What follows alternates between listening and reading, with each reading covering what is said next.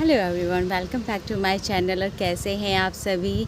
I hope आप सब बिल्कुल ठीक होंगे। और आज बहुत दिनों के बाद में मैं वीडियो शूट कर रही हूँ क्योंकि मन बहुत ज़्यादा उदास था अभी आजकल मेरा, क्योंकि मेरा जो एसडी कार्ड था वो फॉर्मेट हो चुका है और जितनी भी वीडियोस थी, जितनी भी मेमोरीज़ उसके अंदर थी, वो सारी ही डिलीट हो चुकी हैं। तो जितना कुछ भी बचा हुआ है मेरे पास में वो ही सब आपके साथ में शेयर करूँगी, क्योंकि सिद्धिविनायक की जितनी वीडियोस थी वो सारी डिलीट हो गई। एक दो ही कैप्चरिंग मेरे पास में पड़ी हुई है, वरना कुछ भी नहीं बचा है। और हम बहुत सारी जगह घूमने गए थे, मतलब इतना सारा डाटा था मेरा जो सारा ही टोटली बाय मिस्टेक मुझसे डिलीट हो गया है।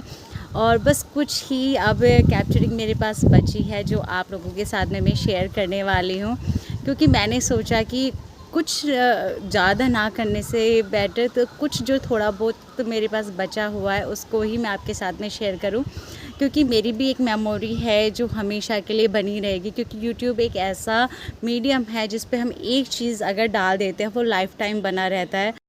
क्योंकि फिर मैंने सोचा कि अगर ज़्यादा मैं अपलोड नहीं कर पा रही हूँ, आज कम से कम थोड़ी मेमोरी तो मेरे पास से बची हुई है, तो उसी को मैं अपलोड करूँ। तो अगर आप लोगों को पसंद आएगा तो प्लीज़ लाइक कीजिएगा, शेयर कीजिएगा, मेरे चैनल को सब्सक्राइब ज़रूर कर दीजिएगा।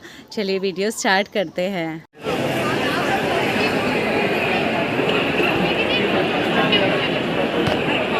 यहाँ पर मेरे पास में सिद्धिविनायक की कुछ फ़ोटोज़ है, क्योंकि वहाँ पर जो अंदर में पूजा हो रही होती है बाहर एलसीडी टीवी पे दिखाते रहते हैं, तो वहाँ से ही मैंने ये कैप्चर की थी और शायद किसी का व्हाट्सएप पर सेंड की थी, तो इस वजह से ये मेरे पास में बच गई हैं। और वहाँ पर जाने के बाद में मैंने जो देखा कि किस तरीके से वो भोग लगाते हैं, किस तरीके से गणपति महाराज का श्रृंगार किया जाता है और किस तरीके से उनका जो भी भक्तजन प्रसाद लाते हैं वो सब उनको भोग लगाया जाता है। और मंदिर तो इतना सुंदर था कि मैं डिफ़ाइन नहीं कर सकती हूँ अपने वर्ड्स में।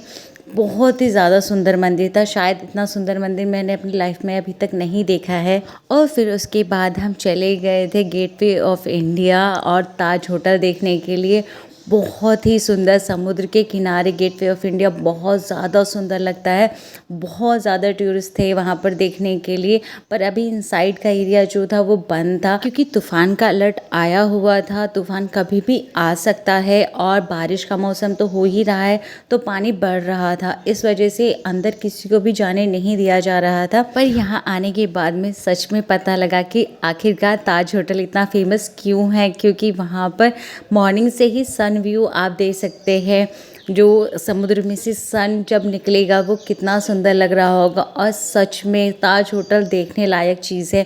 और ये जो मुंबई की नगर पालिका है, बाहर से देखने में तो बिल्कुल ऐसा महल जैसा लग रहा है, और महल जैसा होगा भी क्यों नहीं, मुंबई की नगर पालिका है भाई, महानगर है जो जाना जाता है एज ए बॉलीवुड के लिए, बहुत सारी चीज़ों के लिए। और फिर उसके बाद में हम चल दिए थे मैरिन ड्राइव देखने के लिए, क्योंकि मुंबई में बहुत ज़्यादा फेमस है मैरिन ड्राइव।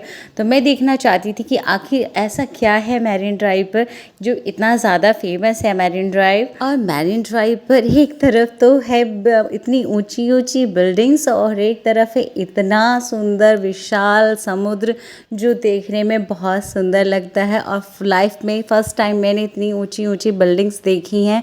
मुंबई जाना ही चाहता है इतनी ऊंची ऊंची बिल्डिंग्स के लिए, क्योंकि यहाँ पर रहने के लिए स्पेस बहुत ज़्यादा कम है, तो लोग जो हैं इन्हीं बिल्डिंग्स में रहते हैं।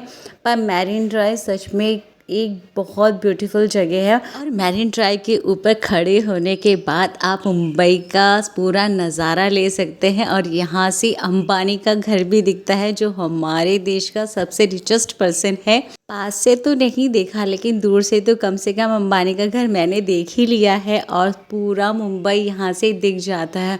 बहुत ज़्यादा सुंदर लग रहा था देखने में, और लहरें ऊपर नीचे इतना ज़्यादा आ रही थी, बहुत सुंदर, बहुत ही ज़्यादा सुंदर। और सुबह और शाम घूमने के लिए तो बहुत ही परफेक्ट प्लेस है, मुझे तो बहुत ज़्यादा पसंद आया था। और ये जो स्टोन्स हैं इनके ऊपर जा सकते हैं, लेकिन लहरों की वजह से नहीं जा सकते हैं। और मोटे मोटे क्रैब्स वहाँ पे थे, बहुत सारे क्रैब्स मैंने अपनी लाइफ में पहली बार देखे। देखो 2 या 3 क्रैब्स यहाँ पे दिख भी रहे हैं। बच्चे क्रैब्स को देख के बहुत ज़्यादा एक्साइटेड हो रहे थे, क्योंकि लाइफ में पहली बार हम लोग क्रैब्स देख रहे थे। हमने अभी तक क्रैब्स नहीं देखे थे face to face, book books में बहुत ज़्यादा पढ़ा है क्रैब्स के बारे में, लेकिन अभी फ़ेस टू फ़ेस क्रैब्स नहीं देखे थे। वैसे तो यहाँ से जाने के बाद में मुंबा देवी दर्शन का भी हमारा प्लान बन रहा था, बट गर्मी बहुत ज़्यादा थी और वहाँ पर जब बाद में हम गए तो वहाँ पर हमने देखा 2 से 3 किलोमीटर लंबी लाइन लगी हुई थी, यानी कि अप्रॉक्स हमें 3 से 4 घंटे लाइन में खड़े रहना पड़ता है, जो कि हमारे बस का बिल्कुल नहीं था, क्योंकि मॉर्निंग के हम 5 बजे के निकले हुए थे और यहाँ पर पहुँचते पहुँचते भी हमें 2 से 3 घंटे लगे थे। फिर दर्शन में हमें टाइम लगा, तो अप्रोक्स यहाँ पर जब हम थे तो 12 से 1 बजा हुआ था और सुबह से इतनी ज़्यादा थकान हो गई थी कि मन बिल्कुल नहीं था कि अब मुंबा देवी दर्शन करने भी जाएं।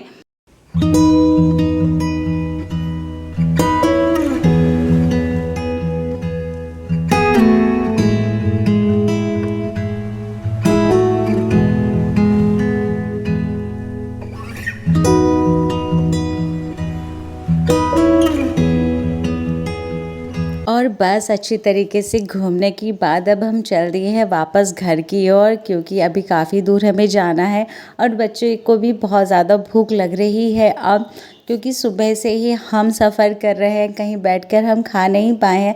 थोड़ी बहुत स्नैक्स ही थे हमारे पास में जो बच्चे खा चुके हैं और हम बहुत ज़्यादा लकी रहे हैं क्योंकि हमें आज बिल्कुल भी ट्रैफ़िक नहीं मिला है, वरना मुंबई में इतना ज़्यादा ट्रैफ़िक होता है कि 10 मिनट का रास्ता भी तय करना होता है तो कई घंटे लग जाते हैं।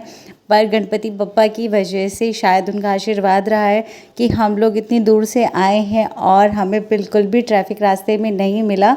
और बच्चों को इतनी ज़्यादा थकान हो चुकी थी, वो बिना कुछ खाए पिए जब तक हम रेस्टोरेंट भी नहीं पहुँचे थे वो सो चुके थे।